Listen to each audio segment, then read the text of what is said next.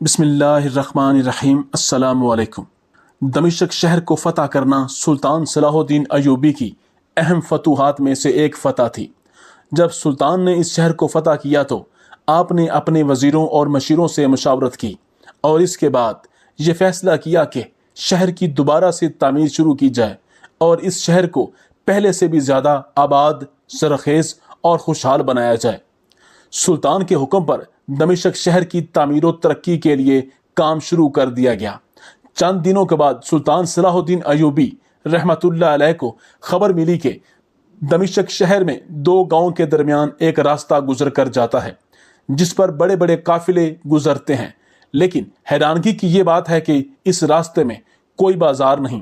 مسافروں کو بھی بڑی مشکلات پیش آتی ہیں اور اس جگہ بے روزگاری بھی بہت زیادہ ہے، لہٰذا اگر اس جگہ پر ایک بازار بنایا جائے تو وہ شہر کی ترقی میں سب سے اہم کردار ادا کرے گا۔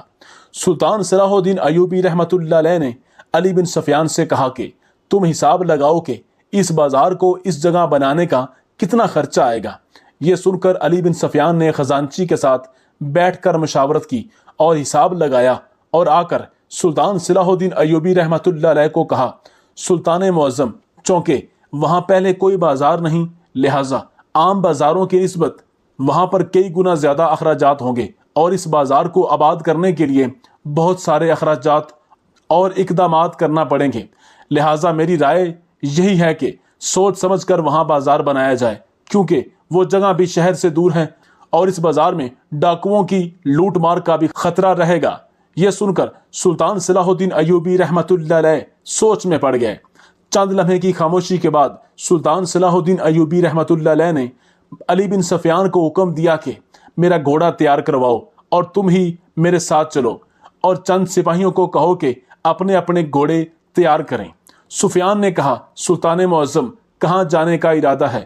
تو سلطان نے کہا، علی بن سفیان، میں اس گاؤں میں جا کر خود جگہ کا معائنہ کرنا چاہتا ہوں تاکہ دیکھ کر پتہ چلے کہ ادھر اس جگہ پر اتنے سارے دینار خرچ کر کے بازار تعمیر کیا جائے تو کیا آنے والے وقت میں وہ دمشق شہر کے لیے کتنا فائدہ مند ہوگا؟ کیا اس میں میری غریب رعایا کو بھی فائدہ ہوگا یا صرف بڑے بڑے تاجر ہی اس سے فائدہ اٹھائیں گے؟ آپ جو بھی کام کرتے تھے اس میں سب سے پہلے غریبوں کو ترجیح دیتے تھے۔ سلطان اپنے سپاہیوں کے ساتھ گھوڑے پر سوار ہوا اور اس جگہ پر پہنچا تو جگہ دیکھ کر سلطان خوش ہو گیا، چونکہ وہ جگہ بہت زیادہ حسین و جمیل اور وہاں بازار قائم کرنے کے لیے بہت فائدہ مند تھی۔ دونوں گاؤں ہرے بھرے تھے، کھیت نظر آ رہے تھے، ہر جگہ سبزہ ہی سبزہ تھا۔ سلطان نے کہا کہ اگر اس جگہ پر آ کر قافلے ساتھ میں پڑاؤ کریں گے تو ان کے جانوروں کے لیے بھی یہاں کافی فائدہ رہے گا، اس لیے جہاں بڑے بڑے قافلے آ کر رکیں گے اور بازار چند ہی دنوں میں ترقی کرنا شروع کر دے گا۔ سلطان کے قیام والی جگہ سے لے کر ان دونوں گاؤں کے بازار والے قیام کی جگہ سے تقریباً آدھے دن کا سفر تھا۔ اس کے سپاہی بھی تھک چکے تھے، سلطان صلاح الدین ایوبی رحمۃ اللہ علیہ بھی تھکاوٹ محسوس کر رہے تھے۔ سلطان کی آمد کی خبر سن کر اس گاؤں کے چودھری نے سلطان صلاح الدین ایوبی رحمۃ اللہ علیہ کے لیے ایک دعوت کا انتظام کیا اور سلطان صلاح الدین ایوبی رحمۃ اللہ علیہ کے سامنے سر جھکاتے ہوئے کہا، میری حویلی میں قیام کریں تو یہ میرے لیے بڑا شرف ہوگا۔ یہ سن کر سلطان صلاح الدین ایوبی رحمۃ اللہ علیہ نے چودھری صاحب کی دعوت قبول فرمائی اور دوپہر کے بعد سلطان چودھری کی حویلی میں قیام کرنے کے لیے چلا گیا۔ سلطان دوپہر کے وقت چودھری کی حویلی میں کھانا کھا کر قیام فرما رہا تھا۔ چند لمحوں بعد چودھری کی حویلی کے دروازے پر بہت زیادہ شور آنے لگا تو شور کی وجہ سے سلطان صلاح الدین ایوبی رحمۃ اللہ علیہ کی آنکھ کھل گئی۔ سلطان نے علی بن سفیان سے کہا کہ محافظ باہر بھیجو اور پتہ کراؤ کہ اتنا شور کیوں ہے۔ محافظوں کا دستہ سلطان صلاح الدین ایوبی کے کمرے کے گرد موجود رہتا تھا۔ علی بن سفیان نے کہا، حضور محمود، باہر جا کر صورتحال کا جائزہ لیتا ہوں۔ جب علی بن سفیان باہر گیا تو دیکھا کہ چند آدمیوں نے ایک بوڑھے آدمی کو پکڑا ہوا ہے اور چند عورتیں بھی ان کے ساتھ ہیں، اور اس گاؤں کا قاضی صاحب جس کے سر پر سفید پگڑی تھی، ہاتھ میں ڈنڈا لیے سامنے کھڑا تھا اور چودھری صاحب سے اس بات کا مطالبہ کر رہا تھا کہ ہمیں سلطان صلاح الدین ایوبی رحمۃ اللہ علیہ سے ملنے کی اجازت دی جائے۔ چودھری بار بار یہ کہہ رہا تھا کہ سلطان اس وقت آرام کر رہے ہیں، وہ آپ سے مل نہیں سکتا، لہٰذا تم یہاں سے چلے جاؤ۔ علی بن سفیان نے آ کر سلطان صلاح الدین ایوبی رحمۃ اللہ علیہ کو صورتحال بتائی کہ قاضی صاحب جو کہ اس گاؤں کا ہے وہ آپ سے ملنا چاہتا ہے۔ سلطان معظم نے علی بن سفیان سے کہا کہ چودھری صاحب کے پاس جاؤ اور چودھری صاحب کو کہو کہ قاضی صاحب کو اندر آنے کی اجازت دی جائے۔ علی بن سفیان اس قاضی کو لے کر سلطان صلاح الدین ایوبی کے کمرے میں آ گیا اور باقی ہجوم کو چودھری کے محافظوں نے باہر ہی روک دیا۔ جیسے ہی قاضی صاحب سلطان معظم کے کمرے کے اندر داخل ہوئے تو سلطان نے قاضی سے کہا، قاضی صاحب مجھ سے ملاقات کی ضرورت کیوں پیش آئی اور باہر تم نے اتنا ہجوم کیوں اکٹھا کر رکھا ہے؟ یہ سن کر قاضی نے سر جھکاتے ہوئے سلطان معظم کو سلام کیا اور کہا، سلطان معظم میں اس گاؤں کا قاضی ہوں اور آج تک میں نے جتنے بھی فیصلے کیے میں نے انصاف کو بالا تر رکھا اور آج تک کوئی بھی ایسا مقدمہ نہیں جو میری زندگی میں گزرا ہو جس میں میں نے انصاف کے پیروں کو مد نظر نہ رکھا ہو، لیکن یہ واحد مقدمہ ہے جس نے مجھے ہلا کر رکھ دیا۔ سلطان صلاح الدین نے پوچھا، بتاؤ کون سا مقدمہ ہے؟ تو قاضی صاحب نے کہا، سلطان معظم میرے پاس ایک بوڑھی عورت ایک مقدمہ لے کر حاضر ہوئی، اس کے ساتھ ایک نوجوان لڑکی تھی اور اس بوڑھی عورت کے شوہر کو گاؤں کے لوگوں نے پکڑا ہوا تھا۔ میں نے بوڑھی عورت سے پوچھا، بتاؤ کیا بات ہے، تم نے اس نوجوان کو کیوں پکڑا ہوا ہے؟ تو بوڑھی عورت نے کہا کہ یہ بوڑھا آدمی میرا شوہر ہے اور یہ نوجوان لڑکی میرے بیٹے کی گھر والی ہے۔ میرا بیٹا ایک بڑے تاجر کے ہاں ملازمت کرتا ہے اور میرا بیٹا تجارت کے سلسلے میں تاجر کے ساتھ اکثر اوقات باہر آتا جاتا رہتا ہے، لیکن ایک ماہ پہلے ایسا ہوا کہ مجھے خبر ملی کہ میری والدہ کی طبیعت خراب ہو گئی ہے، تو میں نے اپنے شوہر کو کہا کہ تم مجھے اپنی ماں کے گھر لے چلو۔ پھر اس نے مجھے کہا کہ میں کسی کام کے سلسلے میں باہر جا رہا ہوں، اس لیے میں آپ کے ساتھ نہیں جا سکتا۔ میں خود ہی سواری لے کر اپنی ماں کے گاؤں میں چلی گئی۔ پیچھے میری بہو گھر میں اکیلی تھی اور میرا شوہر جانتا تھا کہ میری بہو گھر میں اکیلی ہے، کیونکہ گھوڑے سے گرنے کی وجہ سے اسے چوٹ لگی تھی اور وہ چل بھی نہیں سکتی تھی، لہٰذا مجھے مجبوری میں اپنی بہو کو گھر میں اکیلا چھوڑ کر جانا پڑا۔ میرے شوہر نے بہانہ بنایا تھا کہ میں بھی کام کے سلسلے میں باہر جا رہا ہوں، اس لیے میں نے پڑوسی عورت کی ذمہ لگایا کہ تم میری بہو کی دیکھ بھال کرتے رہنا، اور میں اپنی ماں کے گھر چلی گئی۔ لیکن جیسے ہی میں واپس آئی تو میری بہو سر پیٹنے لگ گئی اور مجھے کہا کہ میرے سسر یعنی آپ کے شوہر نے مجھے اکیلا پا کر میرے ساتھ زیادتی کی ہے اور مجھے خاموش رہنے کے لیے ڈراتا رہا۔ میں نے اس وقت اس کو کہا کہ کچھ نہیں بتاؤں گی، لیکن میں جانتی ہوں کہ اگر میں آج چپ کر گئی تو یہ ساری زندگی مجھے اسی طرح ڈرا ڈرا کر میرے ساتھ زیادتی کرتا رہے گا اور اس بات کا پتہ بھی کسی کو نہیں چلے گا۔ میں فوراً قاضی صاحب کے پاس گئی اور کہا، قاضی صاحب کیا آپ میرا مقدمہ سنیں گے اور میرے شوہر کو سخت سے سخت سزا دیں تاکہ آنے والے وقت میں کوئی بھی سسر اپنی بہو کے ساتھ ایسا سلوک نہ کر سکے۔ میں نے اس عورت کو یقین دلایا کہ اسے ضرور انصاف ملے گا۔ مقدمے کا دن مقرر کیا گیا اور مقدمے والے دن عدالت لگ گئی۔ میں نے سب سے پہلے اس کی بہو سے پوچھا، آپ بتاؤ کیا ماجرا ہوا؟ تو اس نے وہی الفاظ دہرائے جس طرح اس کی پہلے ساس کہہ چکی تھی، لیکن اس بوڑھی عورت کے بزرگ شوہر کے الفاظ میں بالکل تضاد تھا۔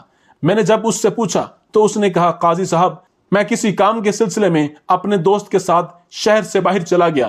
جس دن ہی میری بیوی گھر لوٹی اسی دن میں گھر لوٹا، لیکن جیسے ہی میری بیوی نے گھر میں قدم رکھا تو میری بہو نے سر پیٹنا شروع کر دیا اور وہ اسی پر گندے گندے الزام لگا دیے۔ یہ سن کر مجھے سمجھ میں نہیں آیا کہ کیا کرنا چاہیے، لہٰذا یہ بات پورے وثوق سے کہہ سکتا ہوں کہ میرا اس میں کوئی گناہ نہیں۔ یہ سن کر قاضی صاحب نے کہا کہ میں کیسے معلوم کروں کہ تم میں سے کون سچا ہے اور کون جھوٹا؟ اس مقدمے کی کارروائی کو شروع ہوئے تقریباً 15 دن ہو گئے ہیں، لیکن ابھی تک میں انصاف تک نہیں پہنچ سکا، چونکہ جب میں لڑکی کی باتوں کی طرف دیکھتا ہوں تو مجھے سارے ثبوت اس کے سسر کے خلاف جاتے ہوئے دکھائی دیتے ہیں، لیکن جب میں اس کے سسر کے پہلو کی طرف دیکھتا ہوں تو سارے ثبوت اس کی بہو کے خلاف جاتے ہیں۔ مجھے سمجھ نہیں آ رہی، لہٰذا آپ انصاف کرنے میں ہماری مدد کریں اور اس بوڑھی عورت کا مقدمہ آپ سنیں۔ سلطان صلاح الدین ایوبی رحمۃ اللہ علیہ نے کہا کہ کل تم، بوڑھی عورت، اس کے شوہر اور اس کی بیوی حاضر ہو جانا، میں کل ہی اس مقدمے کا فیصلہ کروں گا۔ صبح کا وقت ہوا، سلطان صلاح الدین ایوبی رحمۃ اللہ علیہ عدالت میں تشریف لائے۔ قاضی صاحب ان تمام لوگوں کو لے کر عدالت میں پہلے سے پہنچ چکے تھے۔ جیسے ہی سلطان ایوبی رحمت اللہ علیہ اپنی نشست پر بیٹھا تو قاضی صاحب نے کہا، سلطان معظم، آپ کے حکم کے مطابق یہ سب آپ کے سامنے حاضر ہیں، اب آپ بھی ان کا مقدمہ سنیں اور ان کے درمیان فیصلہ کریں کہ ان میں سے کون مجرم ہے اور کون پاک دامن ہے۔ یہ سب سننے کے بعد سلطان صلاح الدین ایوبی رحمت اللہ علیہ نے دوبارہ ان کے دلائل سنے اور تھوڑی دیر سوچ میں پڑ گئے۔ اس کے بعد سلطان صلاح الدین ایوبی رحمت اللہ علیہ نے 2 سپاہیوں کو حکم دیا اور کہا کہ جاؤ اور 2 کدال لے کر آؤ، اور اسی جگہ 2 بڑے گڑھے کھدوائے۔ حکم کے مطابق 2 گڑھے کھودے گئے جو تقریباً 3 فٹ کی گہرائی کے تھے۔ اب سلطان نے حکم دیا، ان کھڈوں کو چشمے کے پانی سے بھر دو۔ حکم کی تعمیر ہوئی اور دونوں کھڈے پانی سے بھر دیے گئے۔ تمام درباری یہ سارا منظر دیکھ کر ہکا بکا تھے، کیسے سلطان صلاح الدین ایوبی رحمت اللہ علیہ کیا سر انجام دینے والے ہیں، کسی کے سمجھ میں کچھ نہیں آ رہا تھا۔ سلطان مجرم کو پکڑنے کا کون سا طریقہ اختیار کر رہا ہے، حتیٰ کہ وہ قاضی بھی حیران و پریشان تھا کہ سلطان معظم مقدمہ سننے کی بجائے کن کاموں میں سپاہیوں کو لگا دیا۔ اب سلطان صلاح الدین ایوبی رحمت اللہ علیہ نے سپاہی کو کان میں کچھ کہا اور تھوڑی دیر بعد سپاہی ایک بزرگ بابا کو لے کر عدالت میں حاضر ہوا۔ اس بزرگ بابا کی داڑھی بالکل سفید تھی اور وہ شکل سے اللہ کا پیارا لگتا تھا۔ سلطان نے سپاہیوں کو حکم دیا کہ بزرگ کے سامنے 2 گلاس پانی کے رکھے جائیں۔ حکم کی تعمیر ہوئی اور 2 گلاس پانی کے رکھے گئے۔ بزرگ نے کچھ پڑھ کر دونوں گلاسوں پر پھونکا اور پھر سلطان نے حکم دیا، یہ پانی کوئی عام پانی نہیں بلکہ خاص پانی ہے۔ ان دونوں میں سے جو بھی مجرم ہوگا وہ پانی اپنے اپنے گڑھے میں ڈالے گا، تو جیسے ہی وہ تھوڑا سا پانی خشک ہوگا تو اس کا رنگ سرخ پڑنا شروع ہو جائے گا۔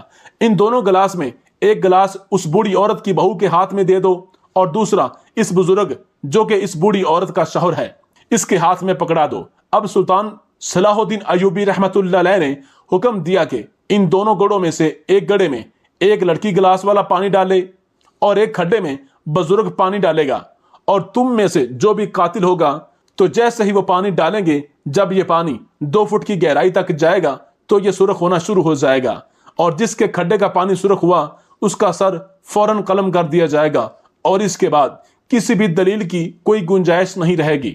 سلطان نے جلاد کو حکم دیا کہ پانی ڈالنے کے فوراً بعد ان دونوں کی گردنوں پر تلوار رکھ دینا، اور جس کے بھی گڑھے کا پانی سرخ ہو اس کا سر قلم کر دینا، کیونکہ وہی مجرم ہوگا۔ اب لڑکی اور بزرگ کے چہرے پر پریشانی کے تاثرات تھے اور وہ ہجوم کو عجیب نظروں سے دیکھ رہے تھے۔ سلطان کے حکم کے مطابق ان دونوں نے وہ پانی اپنے اپنے گڑھے میں ڈالا اور جلاد ان کی گردنوں پر تلوار لے کر کھڑے ہو گئے۔ اب تھوڑی دیر گزری تھی کہ ان دونوں کے جسم سے پسینہ نکلنا شروع ہو گیا، کیونکہ دونوں سوچ رہے تھے کہ اگر میرے گڑھے کا پانی سرخ ہوا تو یہ جلاد فوراً سر قلم کر دے گا۔ دونوں کو اپنی اپنی موت نظر آ رہی تھی۔ ابھی چند ہی لمحے گزرے تھے کہ پانی خشک ہو رہا تھا۔ جیسے ہی پانی 2 فٹ کی گہرائی کے قریب گیا تو اس لڑکی نے چیخ کر کہا، سلطان معظم، میری جان بخش دیجئے، میں آپ کو سچ سچ بتاتی ہوں۔ جلاد نے اب تلوار ان کے گردنوں سے ہٹا لی اور اس نے کہا، سلطان معظم، میں نے اپنے سسر پر غلط الزام لگایا ہے، یہ سب کے پیچھے میں خود ہوں۔ سلطان نے پوچھا، تجھے شرم نہیں آئی کہ تم نے اتنا بڑا الزام لگا دیا؟ تو لڑکی نے کہا، سلطان معظم، میں اپنے چاچو کے بیٹے سے بہت محبت کرتی تھی، لیکن اپنے سسر کی وجہ سے، جس نے میرے پیار کو پیسوں کا لالچ دے کر اپنے بیٹے کے ساتھ شادی کرا لی، اور اس نے مجھے اپنی محبت سے جدا کر دیا۔ میں نے اس دن سے ٹھان لیا تھا کہ اس بوڑھے نے مجھے اپنی محبت سے دور کیا، میں اس کو اپنے گھر سے دور کر دوں گی، اور اس لیے میں نے موقع پا کر اس پر یہ گھنونا الزام لگا دیا۔ یہ سن کر سلطان صلاح الدین ایوبی ہنسنے لگا اور کہا، اے بے وقوف لڑکی، تمہیں اتنا بھی نہیں پتا کہ یہ کوئی جادوئی پانی نہیں، اور یہ جو بابا ہے جس نے پانی پر پھونکا ہے، یہ میرا جاسوس علی بن سفیان ہے۔ میں نے یہ صرف پتہ لگانے کے لیے کہ تم میں سے کون جھوٹ بول رہا ہے اور کون سچ، یہ سب میں نے کاروائی اس لیے کی اور میں اپنے مقصد میں کامیاب ہو گیا۔ اس کے بعد سلطان صلاح الدین ایوبی رحمت اللہ علیہ نے کہا کہ کسی پر غلط الزام لگانا بہت بڑا جرم ہے۔ اس کے بعد سلطان نے اس عورت کو سخت سزا سنا دی اور اس بوڑھی عورت کے شوہر کو باعزت بری کر دیا۔ ناظرین گرامی، اللہ تعالیٰ نے سلطان کو بہت عقل سے نوازا تھا، اور یہ اللہ کی اپنے خاص بندوں پر خاص کرم نوازی ہوتی ہے۔